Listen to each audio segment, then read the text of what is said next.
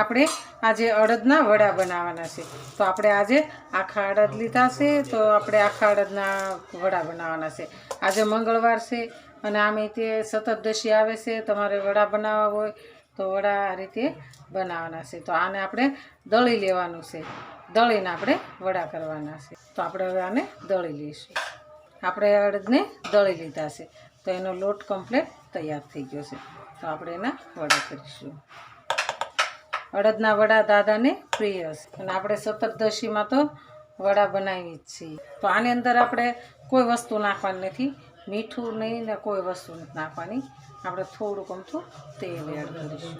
આપણે થોડુંક અમથું તેલ એડ કરીશું. આપણે તેલ એડ કર્યું છે તો એને આપણે મિક્સ કરી દેવાનું છે.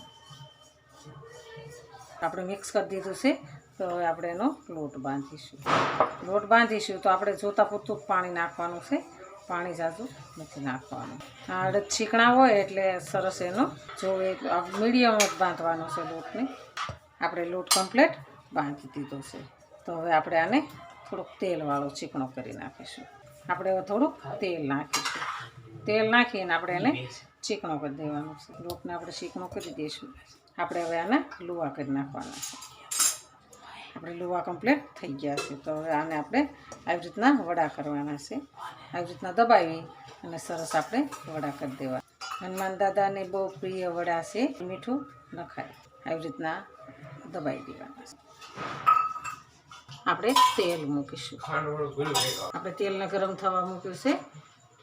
આપણે વડું અંદર એડ કરીશું. બહુ તેલ ગરમ નથી થવા દેવાનું, મીડિયમ તેલથી તળાવવા દેવાના છે. આપણે હવે આને ફેરવી લઈશું.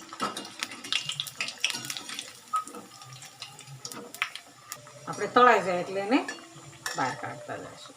આપણે તળાતા જશે એમ એક એક એક એક કાઢતા જઈશું.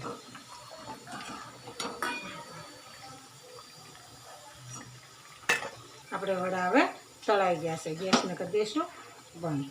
આપણે બધા ડીશમાં કાઢી દઈશું. આપણા વડા સરસ તૈયાર છે. હવે આપણે દાદાને ધરાવવાના છે. જો આ મારો વિડીયો ગમે તો લાઈક, શેર અને સબસ્ક્રાઈબ કરી દેજો. રાધે રાધે.